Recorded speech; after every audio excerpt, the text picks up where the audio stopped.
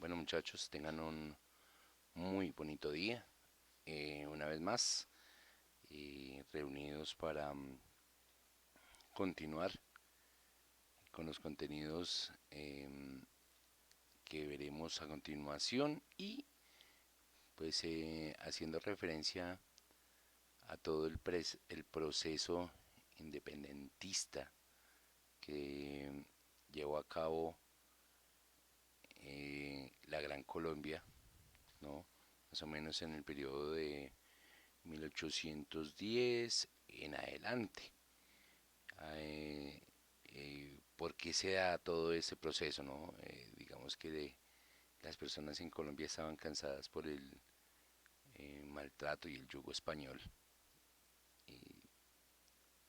Y, y esto lleva a su vez a que pues, las personas eh, deseen, ¿no?, cambiar.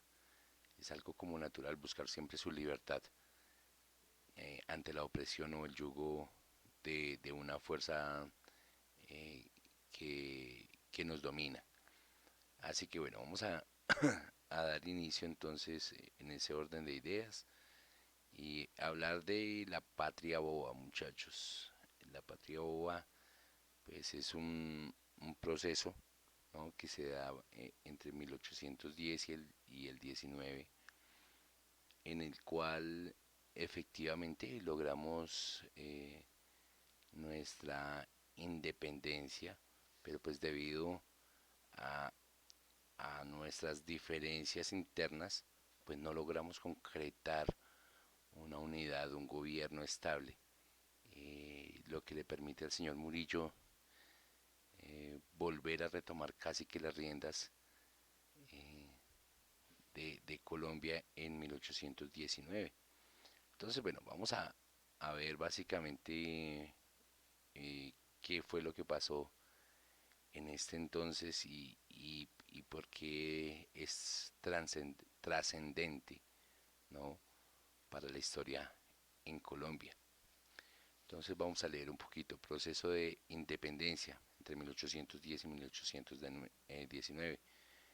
Eh, Se explican las reformas, ¿sí?, borbónicas, sumado a las difundidas en la Revolución Francesa en páginas anteriores. Entonces aquí vemos, muchachos, ustedes tienen los previos soportes, ¿sí?, en la página 217 y 218 para que le echen una ojeada. Entonces, eh, dice la independencia de las colonias inglesa de Norteamérica y la invasión de Napoleón en territorio español generaron reacciones en las colonias españolas contra el régimen español que en el caso de la Nueva Granada se inició en 1810 con la declaración el 20 de julio en Santa Fe. Sin embargo, la declaración de independencia de Santa Fe no fue de carácter nacional, pues no existía en ese momento un sentimiento como el que se siente hoy en día aquí en Colombia, ¿no? Entonces, en este sentido, otras provincias proclamaron sus propias independencias: Cartagena, Tunja, Socorro, Vélez, San Gil, entre otros. Eso lo habíamos leído un poquito el día de ayer. Estos hechos eran la expresión del deseo de la separación de la metrópoli y organizar un Estado independiente, eh, pero pues también proyectaba las diferencias que existían entre los criollos frente a la concepción del Estado que quería para los territorios recién liberados y de carácter regional que se vivía en ese entonces en la Nueva Granada. Así como se manifestaban en diversas regiones el deseo separatista de España, en otros manifestaban lealtad a la corona. También lo leíamos un poquitico, que como es el caso de Pasto y Santa Marta, que incluso declaró la guerra a Cartagena. La situación política de ese momento era compleja y proyectaba cómo el carácter regional se anteponía al ideal de libertad y de unidad, así como la pretensión de los criollos por acceder al poder e imponer el poder político que favoreciera a sus intereses. Acordémonos que eh, el ser humano siempre al obtener poder va a querer siempre más poder, es algo eh, natural, ¿no? Y por ende muchos políticos caen en ese error de quererse mantener en el poder y cambian lo que es la democracia a un régimen. Cuando ya usted está más de 2 periodos reelegido, se considera que llega a ser un régimen. Bueno, la primera patria boba. Entonces, yo les decía que aquí se le denomina patria boba, pues básicamente a la incapacidad de crear una unidad que nos permitiese salir adelante como país. Y pues nos damos cuenta que en ese entonces Venezuela, Ecuador y Panamá eran parte de la Gran Colombia. Entonces, pues bueno, eso es un tema ahí de pensar, ¿no? ¿Qué hubiera pasado donde nos hubiéramos mantenido en unidad y quizás hubiéramos tenido una de las mayores reservas de petróleo en el mundo? Hubiéramos sido definitivamente una gran superpotencia de habernos mantenido. La primera patria boba. Este panorama regionalista se evidenció con la dificultad para definir el modelo de Estado que se debía establecer. Surgieron dos tendencias, la federalista y la centralista, los cuales fueron infortunadamente pues entraron en confrontación muy similar al tema que les comentaba del partido político liberal y el partido político conservador, ¿no? Listo, bueno, y por esa razón la Primera República es conocida como la Patria Boba. Efectivamente, se formó un gobierno federal precedido por Camilo Torres en las provincias eh, unidas de la Nueva Granada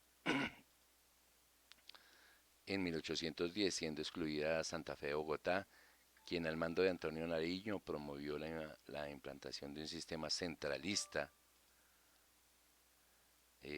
por considerarlo más seguro frente a una posible reconquista española, lo cual generó inestabilidad y crisis política. La propuesta de Nariño chocaba con la constitución de Cundinamarca, que la declaraba como Estado independiente regido por una monarquía constitucional en cabeza de Jorge Tadeo Lozano. em, quien proponía convocar a todas las provincias de la Nueva Granada, Venezuela y Quito para hacer una gran confederación y reafirmar las ideas federales, provocando una dura reacción de Nariño, que se manifestaba opositor en su periodo de la bagatela. Listo. La crisis política en Cundinamarca se agudizó con la renuncia de Lozano, quien fue reemplazado por Antonio Nariño, quien definitivamente propuso para la Nueva Granada el principio eh,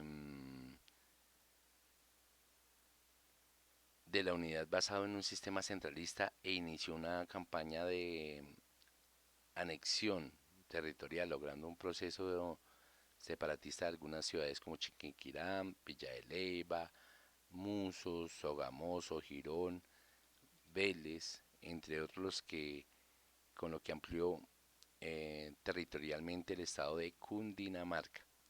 El 4 de abril del 812 se reúne el Congreso General de Provincias Unidas en Villa de Leyva y precedido por Camilo Torres, pues a esta convocatoria asisten Cartagena, Antioquia, Tunja, Cundinamarca, Pamplona, Casanare y Popayán. Bueno, en este evento se desconoce la autoridad de Nariño y se declara la guerra a Santa Fe. Nariño por su parte se enfrenta al Congreso y es derrotado. el 2 de diciembre de 1812 en Bentaquetama, en Boyacá.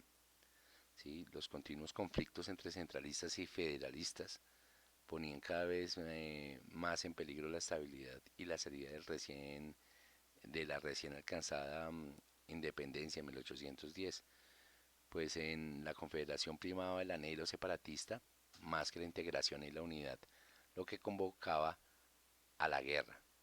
Sin embargo, en enero 9 de 1813 se impone el centralismo, logrando la paz entre Cundinamarca y las Provincias Unidas. Bajo el centralismo se pretendía buscar la unidad y consolidar la nación, principio que fue escrito por Bolívar a Nariño, quien encuentra la necesidad de unidad entre los hechos que acontecían en España y la situación de América. Sus ideales recalcan sobre el regionalismo, los intereses personalistas, la experiencia para gobernar por parte de los criollos, los problemas de comunicación para justificar la necesidad de un gobierno central que hiciera frente a la pretensión de la reconquista de España.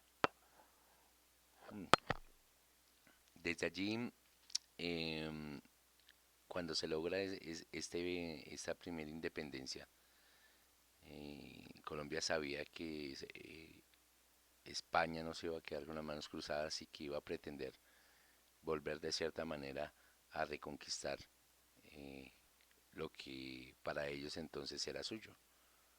Y aquí vamos a leer un poquitico sobre lo que es la reconquista española. Y ya les había hablado un poquito al comienzo de la clase, a cargo del señor Murillo. Y dice, los acontecimientos anteriores mostraban la habilidad existente entre la Nueva Granada, con una situación de guerra permanente eh, en el estado entre 1812 y 1814. Este hecho facilitó la reconquista de España por Fernando VII, una vez reasumido el poder en 1814, lo que produce el derrumbe de la Primera República.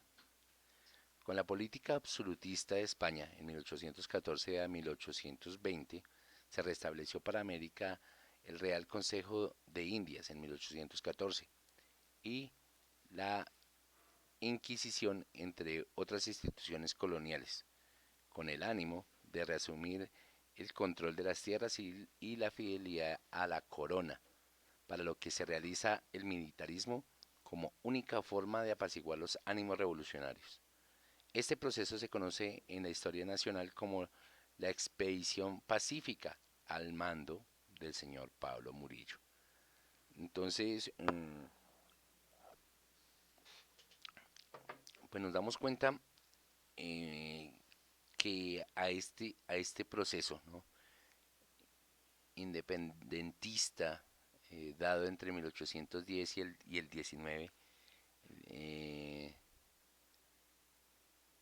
pues internamente no logramos unirnos, y esto llevó posteriormente a la separación de Venezuela, po- lleva posteriormente a la independencia como país de Ecuador, y tiempo después, ¿no?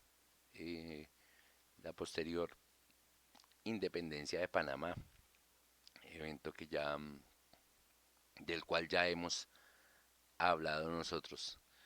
Mm, bueno, por el día de hoy, muchachos, pues hemos dado, sí, como una pincelada, por decirlo así, a lo que es la patria boba en, en, en este periodo de tiempo, y las intenciones que mostraba hasta España por la reconquista a nuestro país, ¿no? Vamos a ver aquí un, un cuadro, permítame que lo pase. eh,